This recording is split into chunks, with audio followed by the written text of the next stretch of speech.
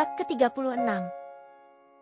Kenapa Ayah memilih untuk menyembunyikan apa yang dia punya? Dia ingin tanpa dia pun bisa membentuk keluarga sendiri, walaupun tidak sedarah tapi sesama muslim.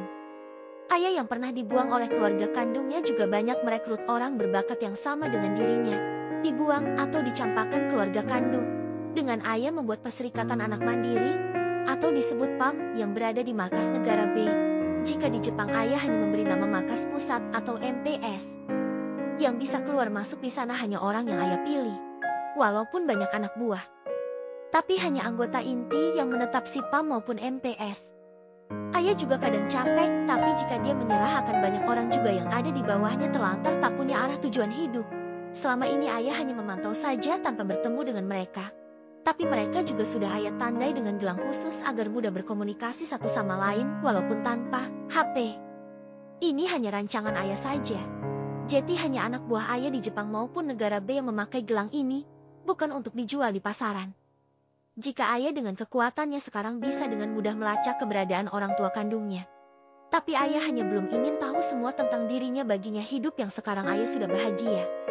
Untuk apa mencari tahu sesuatu yang hanya akan menyakiti Ayah nantinya? Begitu pikirnya. Pagi hari sebelum Ayah bangun ada notif jika PAM sudah mengirimkan anak buah ke pondok.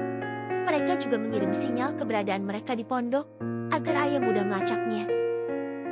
Cepat juga mereka langsung datang ke sini. Mungkin kita akan bertemu, tapi kalian tak tahu saja kalau ini aku paman PAM, hihihi. Guman Ayah terikik geli. Mereka tak akan sadar jika bos mereka hanya anak umur 13 tahun sebentar lagi. Karena Ayah juga melihat dengan alat pacak jika sudah sampai di sini. Setelah Ayah berbalas pesan dengan mereka untuk menjalankan misi melindungi keluarga dalam, Ayah kembali lagi dengan aktivitasnya. Maaf bah, tapi kali ini Ayah melihat akan ada masalah yang timbul karena Pak Derohin ke sini. Nampaknya ada yang mereka incar di sini. Ucap Ayah menatap ke bawah. Orang kepercayaan Abah juga yang menggantikan imam sementara, yaitu Ustadz Amin dan Ustadz Ali melintas saat melihat ke atas kamar minyak sudah menyala. Mereka berhenti sejenak pas dengan Ayah yang melihat mereka. Ayah melambaikan tangan biasa untuk menyapa. Kedua Ustadz itu hanya tersenyum saja melihat tingkah Ningnya. Aku ke pondok saja pamit sama abang dulu, nanti dicari lagi. Ucap Ayah lalu keluar menuju kamar abangnya. Bang udah bangun belum? Tanya Ayah karena ini jam 3 saatnya sholat tahajud. Ayah hanya tidur 2 jam saja. Iya dek, udah. Sebentar. Tak lama Gus Adnan keluar kamar dengan baju rapi. Ayah mau izin ke tempat Mbak Santri mumpung besok libur bang. Kalau nanti ketemu Ustadzah Yuni, Ayah mau sekalian ujian bang mumpung Abah belum pulang. Pinta Ayah pada sang abang. Gus Adnan yang paham jika Ayah akan memberikan kejutan untuk orang tua mereka hanya tersenyum. Iya deh, semoga lancar, abang selalu doakan yang terbaik untuk adik abang ini. Ayo abang juga mau ke masjid, bawa juga mukena sekalian deh. Ucap Gus Adnan. Makasih abangku yang paling ganteng. Ayah sayang abang jangan berubah ya bang. Oh ya Ayah kan udah ada siapin mukena di masjid buat Ayah kalau kesana bang. Jawab Ayah. Iya dek, adik abang yang paling cantik ya, cuma kamu seorang. Oh ya kalau ada di masjid, ya sudah ayo. Ajak Gus Adnan. Mereka berdua menuju masjid bersama, para mbak yang melihat juga ikut Ningnya. Mbak laporan sama Ayah dong. Ucap Ayah. Para mbak paham jika maksud Ningnya tentang saudara Bunyai yang ada di dalam itu. Hehe ya Ning, sepertinya mereka ada tujuan lain Ning kesini. Soalnya kemarin mereka mau buka kamar Bunyai tapi dikunci jadi mereka gagal. Ucap Mbak Rati yang sudah diberi tugas untuk mengawasi 2 orang itu. Mau ngapain ya? Udah jelas Umi dan Abah tidak ada kok masih di sini. Mencurigakan sekali. Ucap Ayah yang juga diangguki Mbak Rati. Beberapa dari Mbak dalam sudah sering Ayah ajak meeting untuk keamanan dalam dan mereka sudah paham Ning kecilnya ini selalu menjaga mereka semua dari orang yang berniat jahat. Tak selamanya di tempat suci semua orang itu hatinya suci. Dan ini yang sering Ayah tekankan agar waspada pada orang luar, jika ada di antara mereka yang susah cari jalan keluar bersama. Dek jangan bengong, sana ambil wudhu dulu. Ucap Gus Adnan yang sudah jalan jauh di depan. Membuyarkan lamunan Ayah. karena dipanggil abangnya. Iya bang, jawab ayah dengan memberikan jempolnya. Kalian awasi terus ya, ayah jadi was-was mbak. Mana Umi sama Abah belum pulang lagi? Ucap ayah curhat. Iya Ning, ini juga tugas kita untuk menjaga Dalem dari orang nakal yang mau membuat Dalem tidak nyaman. Ucap Mbak Rati. Oke ayah percaya sama para mbak. Jika ada masalah bilang ayah secepatnya ya. Ucap ayah. Iya Ning. Ucap Mbak Rati. Nanti Mbak Rati ambil amplop warna coklat yang ada di laci ayah paling atas. Bagikan dengan para mbak ya. Jangan sampai ada yang tahu kecuali para mbak. Termasuk Pak Derohim dan istrinya. Itu untuk para mbak bagi rata ya. Jangan sampai Gus Anan tahu juga. Ucap ayah berbisik pada Mbak Rati. Ning. Mbak Rati tak bisa bicara lagi. Ini bukan kali pertama Ningnya seperti ini. Selalu memberikan uang saku pada para mbak dengan layak. Nominal perorangan biasanya hampir 300.000. Hanya ini yang bisa ayah bantu buat kalian. Ayah tahu banyak di antara para mbak tidak dapat kiriman dari rumah bukan? Ini tanggung jawab ayah. Tolong rahasiakan oke. Dah ayah mau ke tempat wudhu dulu. Jangan lupa ya mbak. Ayah berlari karena tak mau Mbak Rati bertanya lebih panjang. Mbak ada apa? Tanya Mbak Susi. Nanti Mbak Susi ikut aku ya ke kamar Ning ayah. Seperti biasa Ning ayah memberikan kita itu untuk para mbak. Ucap Mbak Rati. Ya Allah terima kasih karena kami didekatkan dengan orang yang baik dan roa pada kami ini. Ucap Mbak Susi terharu. Apa benar Mbak ada mbak yang tak pernah mendapatkan uang kiriman dari rumah? Tanya Mbak Rati karena ini hanya simpang siur saja. Iya Mbak ada setengah dari kita yang jarang sekali dikirim dari rumah. Sejak ketahuan Ning ayah. Jadi Ning kita yang memberikan uang jajan kami. Ucap Mbak Susi berbisik pelan. Ya Allah berkah kita ikut keluarga dalam ya Mbak Susi. Ucap Mbak Rati. Iya Mbak, ayo sudah mau mulai sholatnya nanti kita lanjut lagi ngobrolnya. Ucap Mbak Susi. Kebetulan saat akan ke tempat wudhu bertemu dengan Ustadz Zahyuni. Setelah menjawab, salah mereka pergi ke tempat wudhu bersama. Kapan mau ujian Ning ini? Tugas saya sudah selesai. Baru kemarin saya selesai ini. Tanya Ustadz Zahyuni. Oh iya ayah hampir lupa mau ujian dulu Ustadzah. Gimana kalau nanti saja? Ayah dari pagi deh ke tempat Ustadzah ya. Ucap ayah yang diangguki Ustadz Zahyuni. Baik Ning ayah. Nanti Ustadzah juga akan membawa saksi sekaligus penguji langsung di rumah Ustadzah. Ucap Ustadz Zahyuni bangga pada Ning kecilnya. Iya ayah nanti ke sana mumpung ayah jaga libur sekolah jadi tak perlu izin. Hehehe. Ucap ayah tersenyum. Setelah selesai wudhu mereka berpisah. Dan Mbak Rati justru bingung dengan apa yang Ningnya bicarakan dengan Ustadz Zahyuni. Karena mereka sangat asyik. Ning. Tanya Mbak Rati. Nanti ayah kasih tahu ya, Mbak temuin ayah habis sholat subuh selesai. Ucap Ning ayah. Iya Ning. Ucap Mbak Rati. Ini pegang kunci kamar ayah. Ayah ada urusan hari ini Mbak. Mungkin sampai sore nanti ayah tidak pulang Mbak jaga rumah ya. Ucap ayah lalu masuk dalam barisan depan yang sudah disiapkan oleh Ustadz Zahyuni. Bab ke-37.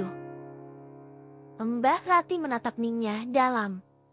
Ya Allah Ning begitu sayangnya jenengan sama kami semua. Sampai jenengan juga tak sungkan memberi kami uang setiap bulan. Hanya untuk kami jajan. Ya Allah lindungi Ning kecil kami dari mara bahaya. Ning kecil kami tumpuan kami di sini yang kekurangan ekonomi. Batin Mbak Rati menatap Ningnya yang sedang sholat tahiyatul masjid. Mbak Rati kok melamun? Ucap salah satu santri pada Mbak Rati. Iya Mbak maaf. Terima kasih sudah mengingatkan saya. Ucap Mbak Rati. Iya Mbak sama-sama. Ayo jemaah sudah mau mulai. Ajaknya untuk merapatkan barisan sholat.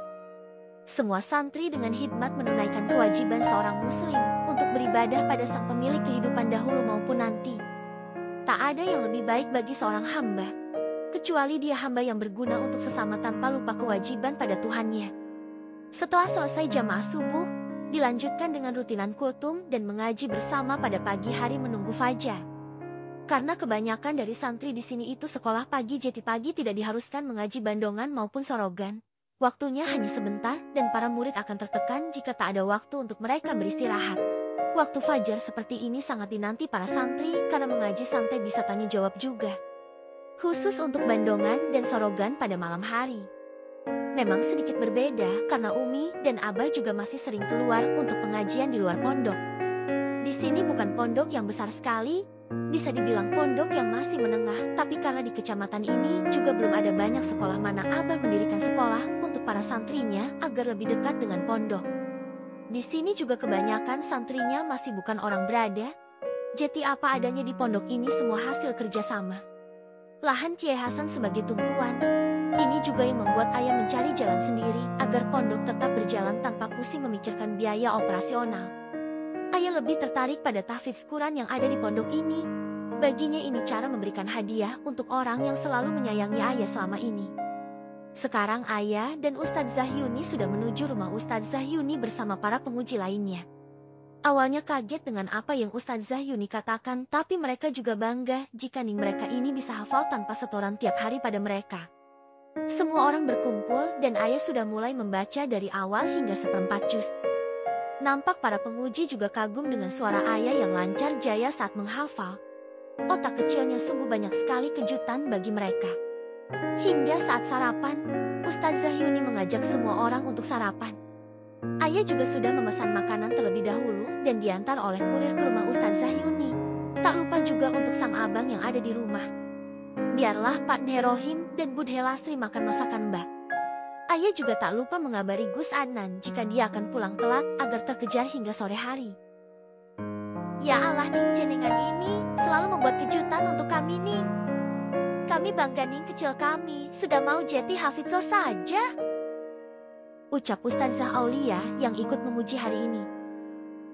Alhamdulillah Ustadzah, kelebihan ayah bisa ayah gunakan untuk hal yang positif seperti sekarang. Ucap ayah tersenyum senang. Iya Ning, kami yakin Ning ayah bisa selesai lebih awal melihat kecepatan dan kefasihan Ning dalam membaca saja tak diragukan lagi. Ini sekarang langsung bisa hafal saja, kami dibuat kagum Ning.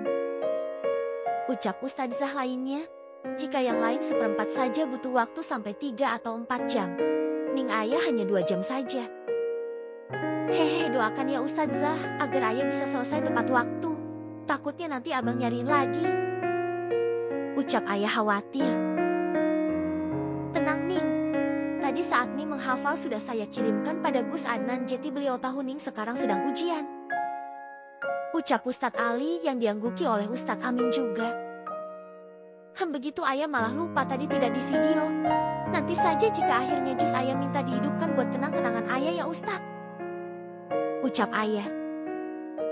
Siap Ning ayah. Ucap Ustadzah dan Ustadz tersenyum. Momen ini adalah hal yang istimewa sekali bagi mereka. Ningnya akan ikut khataman Quran tahun ini. Ini tahun yang langka bagi pondok karena Ningnya yang tak pernah ikut menghafal bersama para santri akan ikut khataman Quran tahun ini. Acara sarapan selesai langsung dilanjutkan hingga duhur. Tak lupa sholat duhur dan makan siang mereka di rumah Ustadz Zahyuni. Ustadz Zahyuni sangat senang. Rumahnya nampak ikut mendapatkan keberkahan dari Ningnya yang luar biasa ini. Pada 10 menit sebelum azan asyar, ayah sudah menyelesaikan hingga juz ke-30. Para ustadz dan ustadzah ikut menangis saat ayah membaca doa khotmil Quran. Para ustadzah langsung memeluk Ning ayah. Ayah sampai kejepit karena dipeluk 3 ustadzah yang badannya jauh lebih besar darinya. Sedangkan para ustadz hanya melihat saja. Tapi di mata mereka juga tak bisa menahan air matahari dengan kecerdasan Ning mereka. Allahu Akbar, Allahu Akbar. Suara azan terdengar. Lihatlah Ustadz, setelah Ning kita selesai membaca doa berawalan dengan datangnya azan sholat asyar. Kalau bukan Ning kita sepertinya tak ada yang seperti ini. Ini saja kita makan dan minum juga lebih lama dari biasanya, tapi Ning ayah bisa menyesuaikan waktunya.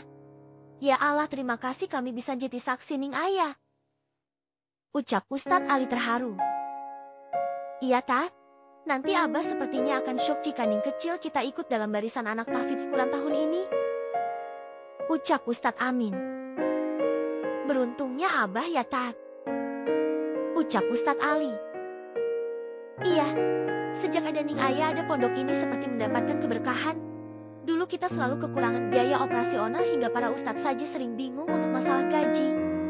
Tapi lihat sekarang, kita dan pondok kita lebih dari cukup, Tat. Padahal program gratis juga berlaku. Ucap Ustadz Ali mengingat masa lalu saat pertama kali dia mengajar di sini. Barokahnya orang alim ya, Tat. Ucap Ustadz Amin. Iya, katanya Ning Ayah juga anak yatim piatu yang tak tahu orang tuanya.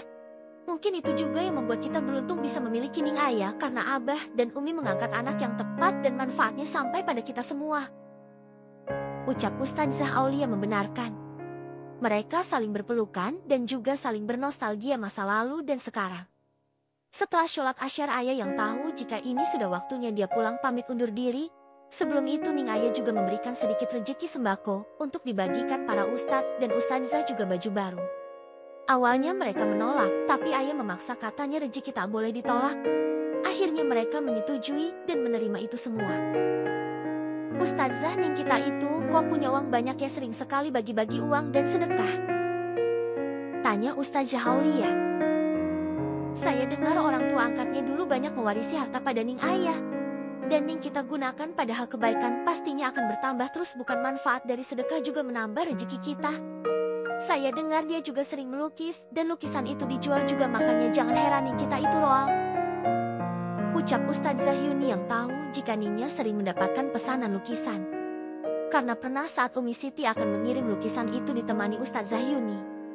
Namun bakat itu hanya orang dalam saja yang tahu.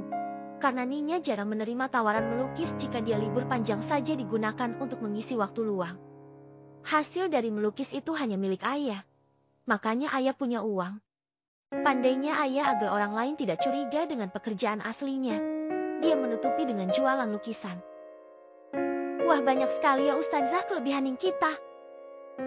Ucap Ustadzah Aulia kagum sekali dengan Ning kecil. Itu belum semuanya Ustadzah. Saya lihat Ning kita ini multitalenta, tapi dia tutupi. Ucap Ustadzah Yuni melihat pondok yang ada di depannya. Maksud Ustadzah apa? Bingung Ustadzah Aulia. Bukan apa-apa kok Ustadzah, sudah jangan dipikirkan.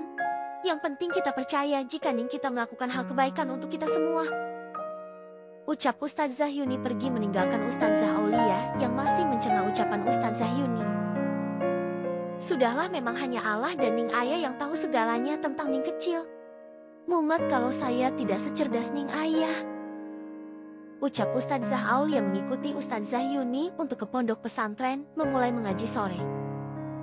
Bab ke-38. Sedangkan di rumah Gus Adnan merasa emosi karena Pak Derohim dan Bud Helastri justru makin tak punya malu. Menyuruh Mbak untuk mengganti menu sesuai selera mereka. Para Mbak juga nampak lelah melihat tamu kiatnya ini begitu rewel sekali. 2 kali makan sudah membuat Mbak Endal merasa capek sekali. Padahal keluarga Kiai begitu sopan memperlakukan mereka semua. Ya Allah, Mbak, kapan sih itu tamunya pergi? Aku capek sekali. Mana kruit sekali lagi. Keluh Mbak Dalem. Sabar ya Mbak, aku juga tak tahu kapan akan pergi. Bilangnya sih nanti sore. Ucap Mbak Rati yang kemarin mendengar pembicaraan mereka. Kok saya yang tidak sabar ya, Mbak, mau beliau ini pergi. Ucap Mbak lain lagi. Sudahlah, jangan terlalu dipikirkan.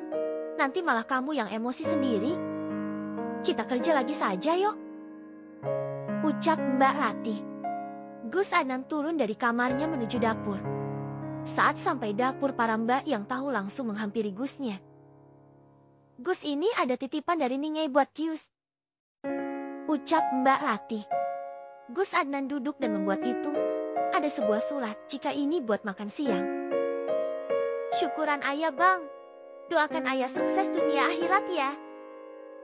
Begitu isinya. Gus Adnan yang melihat tersenyum dan langsung membuka makan siang itu. Ternyata nasi kuning lengkap dengan lauknya. Gus Adnan makan dengan lahap sampai habis. Setelah selesai, Gus Adnan pergi rumah Ustazah Yuni untuk menghadiri langsung ujian ayah. Gus Adnan juga berpesan pada para mbak agar menjaga rumah.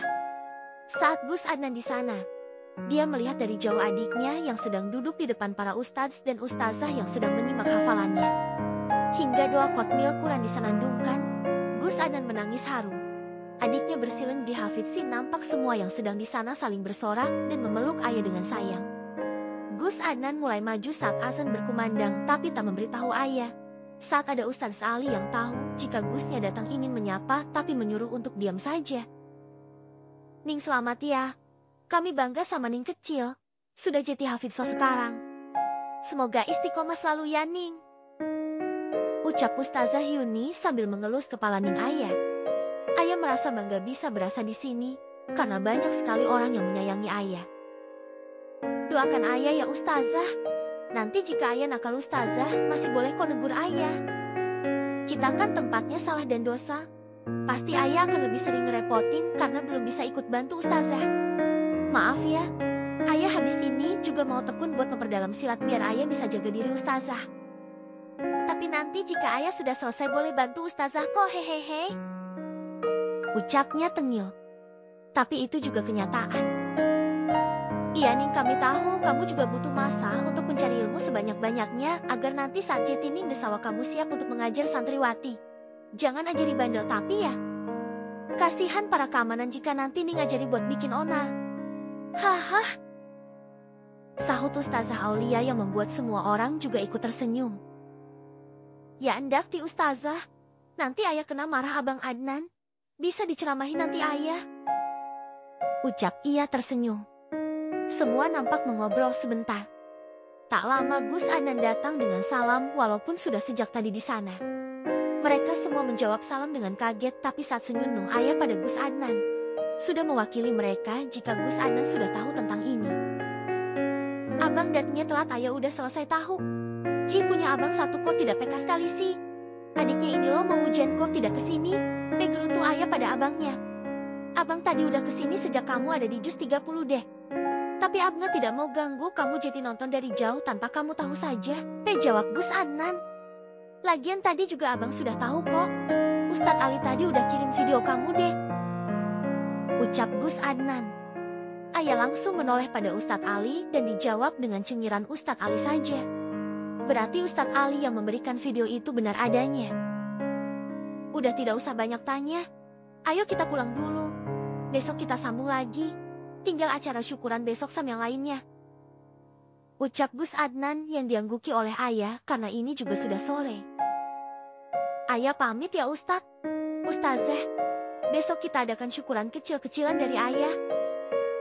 Mereka pergi setelah mengucap salam. Gua Adnan dan ayah menuju dalam sambil ngobrol sepanjang jalan.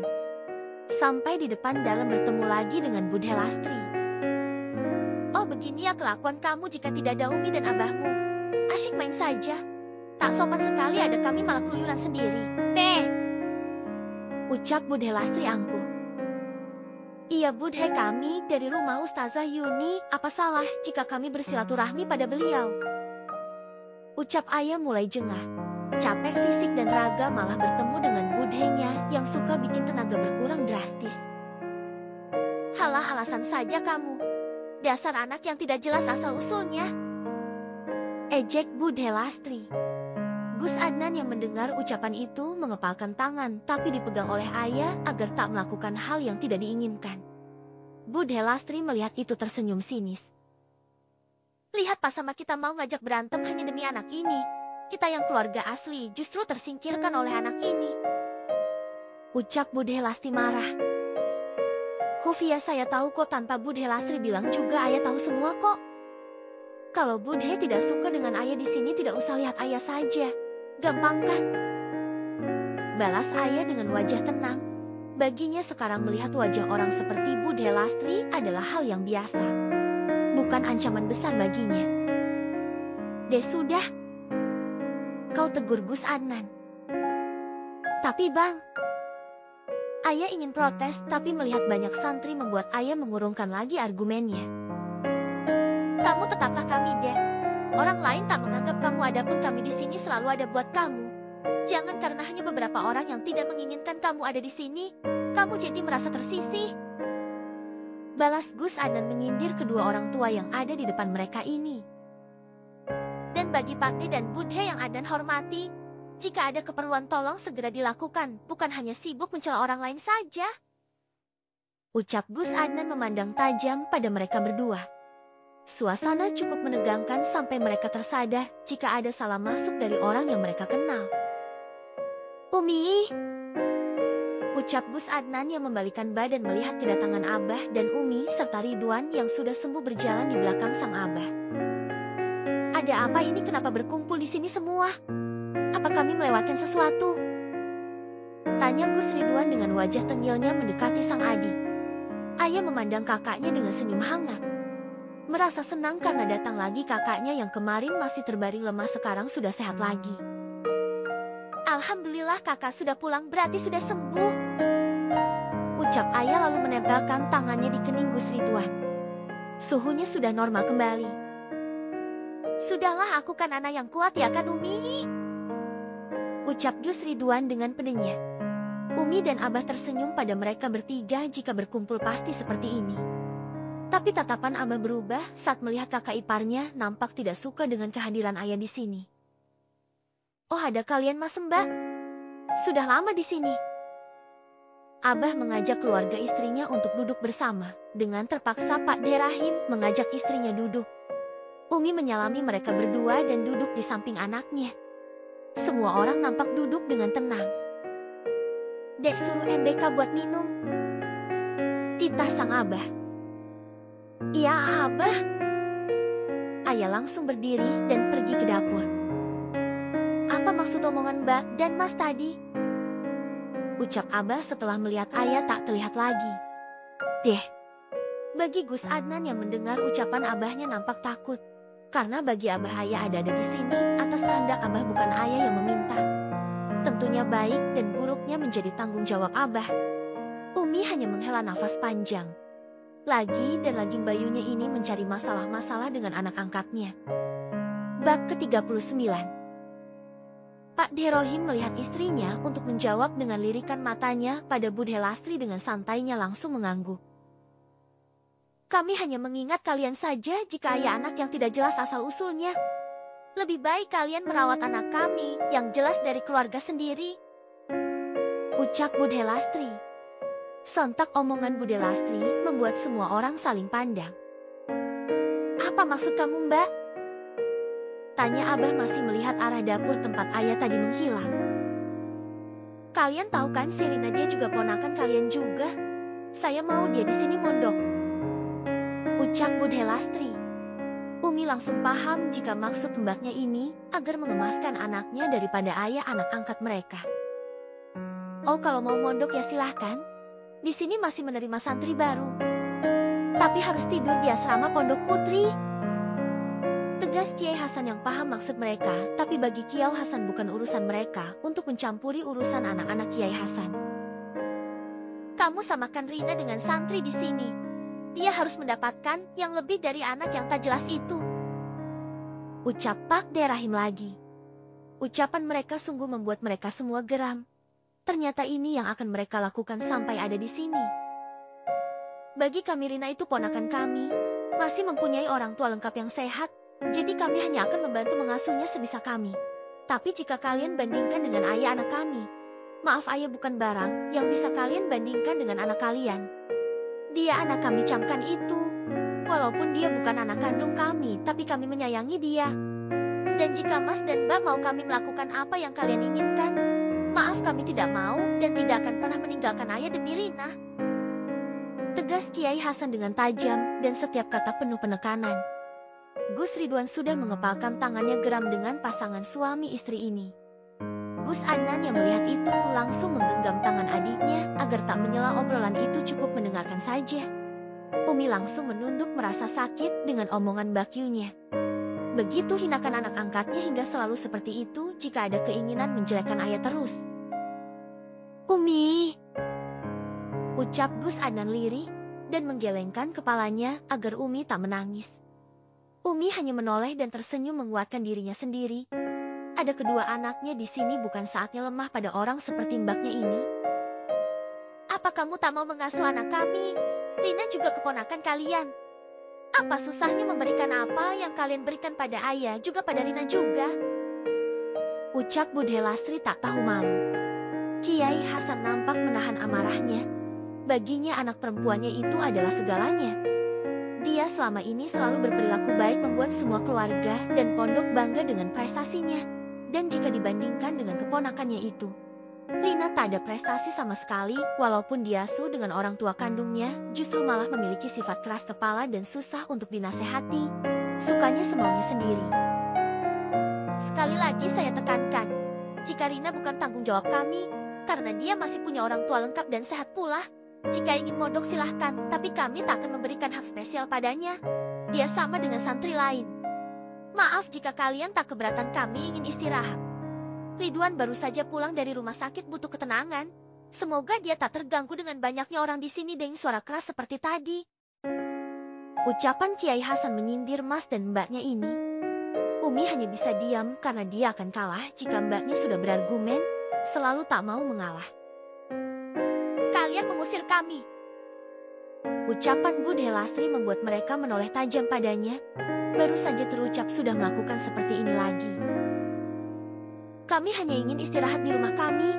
Apa salah jika kami ingin Mbak dan Mas untuk mengerti kami? Tolong jangan seperti ini.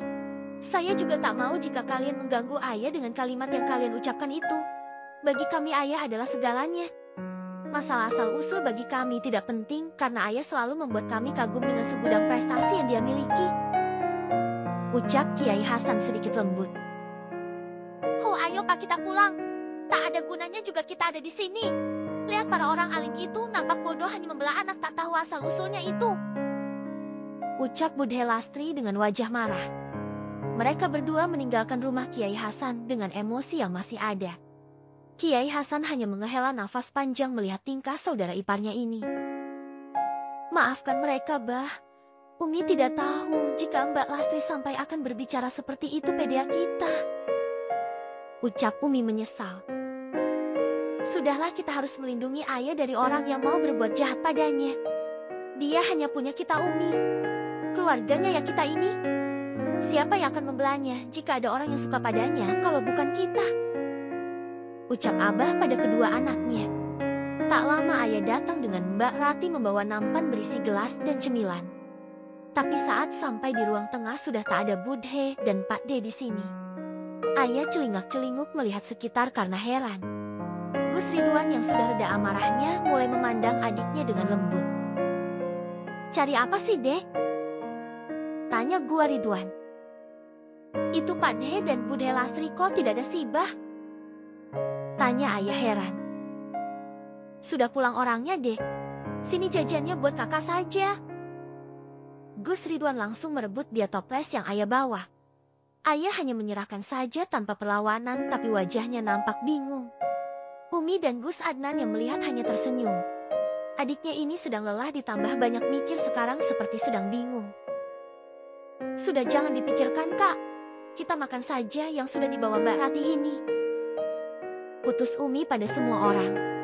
Lalu mereka langsung mengalihkan pembicaraan dengan apa yang mereka lakukan tadi saat libur sekolah. Kiai Hasan dan Umi tak akan memberitahu niat Masnya ke sini. Biarlah ini menjadi urusan mereka. Mereka asyik ngobrol apapun. Tanpa mereka sadari sejak tadi ayah dan Mbak Rati sudah ada di dekat dapur, hanya terhalang kelambu. Tapi karena tadi abahnya menyuruh ayah untuk pergi, ayah menurut dan mendengarkan saja dari jauh. Tadi ayah juga sempat dipeluk oleh Mbak Rati, mendengar ucapan Pak D yang begitu menusuk hati ayah kecil. Selama mendengarkan, Mbak Rati juga mengelus punggung Ningnya ini. Bagi mereka, walaupun Ning mereka bukan keluarga asli, tapi Ningnya selalu menunjukkan kepedulian pada semua orang, itu menjadikannya disayang oleh semua orang. Sifatnya yang ceria, roah pada para santri membuat mereka menyukai ayah tanpa harus dengan gelar Ningnya, juga sudah membuat mereka menyayanginya. Apalagi sejak dulu mereka selalu bersama, tumbuh kembang Ningnya bersama para mbak juga. Walaupun kadang nakal dan membuat orang lain berdebar karena ulahnya, tapi itu tak menyurutkan rasa sayang mereka. Setelah Pak D dan Bude pergi, baru ayah dan Mbak Rati ke ruang tengah. Sabar ya Ning. Bagi kami Ning itu anugerah, tanpa harus kami tahu asal-usul Ning Ayah. Kami tetap menyayangimu. Begitulah ucapan Mbak Rati. Dan Ayah juga merasakan juga dari keluarganya juga seperti itu. Tidak butuh menjadi orang lain jika ingin disayang. Cukup kita menyayangi mereka juga dengan cinta dan kasih jika ada pertengkaran itu bumbu rindu bagi mereka. Kembali lagi ke ruang tamu. Abah menatap semua keluarganya itu dengan senyuman senang. Bagi kami kamu itu matahari nak. Walaupun banyak yang tidak suka, tapi banyak juga manfaatnya bagi jagat raya. Begitupun kamu. Sebanyak apapun orang yang jahat juga banyak pula yang menyayangimu nak. Batin Kiai Hasan memandang Ayah. Bah Ayah sayang pada kalian semua. Terima kasih selalu ada buat Ayah selama ini. Bagi Ayah kalian itu harta yang berharga. Ayah beruntung bisa memiliki kalian. Ucap Ayah tulus dengan senyum manisnya. Iya nak. Terima kasih kamu mau menjadi bagian dari keluarga kami. Abah mau yang terbaik buat kalian bertiga. Sayangilah satu sama lain jika ada masalah cari jalan keluar bersama. Kalau perlu hadirkan Abah dan Umi sebagai penengah. Kalian paham? Ucap Abah yang langsung mendapatkan pelukan semua anaknya. Umi Siti juga tak mau kalah ikut memeluk ketiga anaknya dengan sayang. Bab ke-40. Mbak Rati yang melihat keluarga dalam begitu saling menyayangi satu sama lain nampak ikut berbahagia. Sampai mengeluarkan air mata haru melihat ketulusan keluarga itu. Bagi kami Ning Ayah itu juga matahari yang selalu memberikan kami sinarnya, agar kami selalu bersyukur bisa berada di sini. Ucap Mbak Rati lirih. Ada apa Mbak? Mbak Susi yang melihat Mbak Rati mengusap air mata mendekatinya. Tidak apa-apa kok Mbak Sus. Ayo kita ke kamar. Tadi aku mendapatkan amanah dari Ning Ayah. Sudah aku ambil dan semua ini buat kita. Ucap Mbak Rati menuju kamar mereka semua. Mbak Susi yang paham langsung mengikuti Mbak Rati. Sesuai dengan amanah Ning Ayah, Mbak Rati melaksanakan itu dengan senang. Nampak semua Mbak begitu senang. Wajah mereka tak bisa dibohongi. Begitu senang dan senyum itu begitu jujur jika mereka sangat memerlukan uang itu. Ya Allah Ning, terima kasih atas semua perhatian Ning pada kami. Iya kalau bukan Ning Ayah, aku udah boyong Mbak. Orang tuaku tak mampu lagi membiayai aku. Di sini makan ditanggung pondok. Ini masih diberi Ning Ayah uang jajan. Bagaimana aku tidak bersyukur bisa ada di sini. Ya Allah semoga Ning Ayah sehat dan banyak rezekinya biar kita juga dikasih lagi. Ucap Mbak lainnya, yang juga diamini Mbak lain. Alhamdulillah kita punya Ning Ayah sebagai lantaran kita yang sedang susah ya Mbak. Dan masih banyak lagi omongan baik dan doa untuk Ning Ayah. Mbak Rati hanya dia memperhatikan semua itu. Lihatlah Ning, kami bergantung pada Ning Ayah. Walaupun Ning baru berusia 13 tahun, tapi kami di sini justru yang lebih tua ini bergantung pada Ning Ayah. Terima kasih Ning sudah ada di pondok dan ada di antara kami. Batin Mbak Rati. Mbak kok ngalamun? Tanya Mbak lainnya melihat lurah mereka diam saja melihat sekitar. Ya Mbak, aku juga senang Mbak kita di sini diperhatikan oleh keluarga dalam. Tak jarang aku kalau mau boyong berat rasanya. Lah di sini kita bisa jadi orang yang lebih baik karena bisa sambil menuntut ilmu. Ucap Mbak Rati tersenyum. Iya Mbak, aku sudah kerasan di sini. Kalau nikah mungkin baru boyong. Ucap Mbak lainnya. Seketika tawarannya mereka semua menjadi riuh karena benar, tapi mereka semua tak tahu kapan akan menikah. Jodohnya belum datang, begitu pikir mereka. Ning Ayah saat ini berada di ruang tengah. Ayah janji Ayah akan jadi anak kebanggaan Umi dan Abah sampai kapanpun. Semoga Allah mudahkan niat Ayah untuk mewujudkannya. Allah begitu baik sama Ayah Umi. Makanya Ayah bisa di sini bersama kalian. Ingatkan Ayah jika Ayah ada di jalan yang salah Umi. Karena bagi Ayah suara Umi dan Abah itu segalanya. Suara yang Ayah selalu suka. Hehehe. Ucap Ayah dengan senyum tengilnya. Tapi itu adalah kejujuran yang Ayah pendam. Jika mungkin orang lain akan suka dengan suara orang yang disayang seperti orang tua. Begitu juga dengan Ayah. Bagi Ayah, Abah dan Umi adalah malaikat tanpa sayap yang Allah kirimkan untuk melindungi Ayah dari kejamnya dunia ini.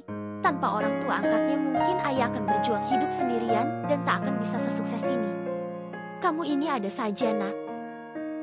Ucap Umi menjadi lebih dagu ayah. Seketika semua orang terkekeh melihat ayah yang merengut karena diledek. Awas saja nanti kalau ayah kasih hadiah kalian tidak peluk ayah. Ayah marah lu. Ayah ke kamar dulu ya Umi. Ada panggilan hajat ini.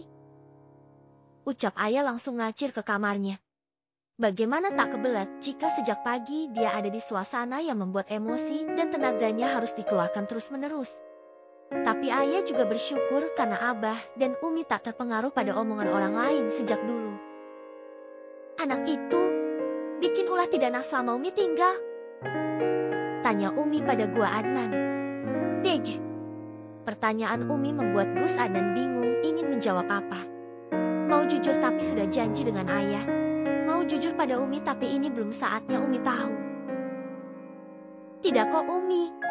Paling juga main tadi ke rumah Ustazah Yuni seharian ini, sambil belajar mungkin. Ucap gua Adnan mencari alasan yang tepat. Bener kan? Sejak pagi ayah di sana sedang belajar menghafal Al-Quran. Sekalian ujian, batin Gus Adnan sambil mencoba menyembunyikan wajahnya agar tak gugup. Tapi Abah yang notabene ayahnya tak akan mungkin bisa dibohongi. Gelagat anaknya sudah dia fahami sejak dulu.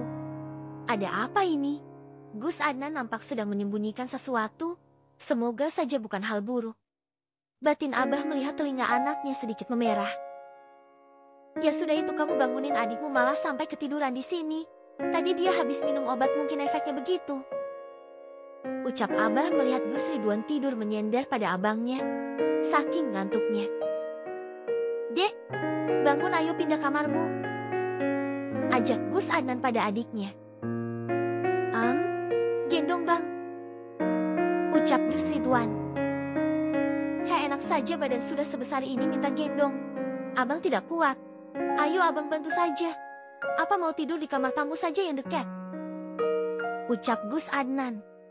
Abah dan Umi juga bingung melihat anaknya yang seperti mengantuk sekali. Tapi jika Gus Adnan disuruh gendong juga kasihan anaknya yang pertama. Abah melihat Mbak lewat lalu memanggil mereka. Mbak tolong siapkan kamar tamu satu buat Gus Ridwan ya. Tolong cepat ya, bawa Mbak lainnya juga biar cepat. Ucap Abah. Enjeh Abah. Sementara para Mbak menyiapkan kamar Gus Adnan bingung. Antar saja Gus Ridwan ke kamar tamu yang disiapkan para Mbak. Tunggu sebentar lagi. Mereka menunggu Mbak selesai sambil ngobrol. Sampun Abah. Nyeh Mbak matur suwun. Mereka lalu membangunkan lagi Gus Ridwan yang masih asyik tidur di pundak Gus Adnan. Ayo kak bangun kita pindah di kamar tamu. Dekat kok. Ucap Umi pada Gus Ridwan. Gendong abang. Rengek gua Ridwan. Semua orang menghela nafas panjang. Gus Adnan yang sudah malas berdebat lalu beranjak dan sedikit berjongkok di depan Gus Ridwan. Umi dan Abah saling pandang melihat anaknya tak protes lagi. Ayo naik ke punggung abang. Gendong belakang saja ya. Ucap Gus Adnan menoleh pada anaknya. Gus Ridwan langsung tersenyum sumringah mendengar ucapan abangnya. Hori aku digendong abang. Abah tolong foto ya. Ucap Gus Ridwan dengan mata sayu. Umi hanya menggelengkan kepala saja melihat kedua anak lelakinya seperti itu. Mereka saling menyayangi satu sama lain hingga tak canggung meminta hal yang seperti ini. Hap. Dengan sekali gerak langsung saja naik ke punggung lebar Gus Adnan. Untungnya Gus Adnan ini juga sering olahraga dan melatih diri dengan ilmu bela diri. Membuat dia bisa menahan bobot adiknya yang sudah remaja ini. Ya Abah foto ini. Ucap Abah. Cekrek, cekrik, cekrek. Abah dengan antusias memfoto mereka. Gus Ridwan juga sempatnya berpose saat ngantuk seperti itu. Gus Adnan hanya tersenyum saja. Ternyata adiknya ini juga masih mau bermanja dengannya juga. Melihat hal ini sudah lama tak pernah Gus Ridwan lakukan padanya. Karena Gus Ridwan selalu sok dewasa saat ada adik bungsunya. Ya Allah lindungi keluarga kami dari orang yang hendak merusak kebahagiaan kami.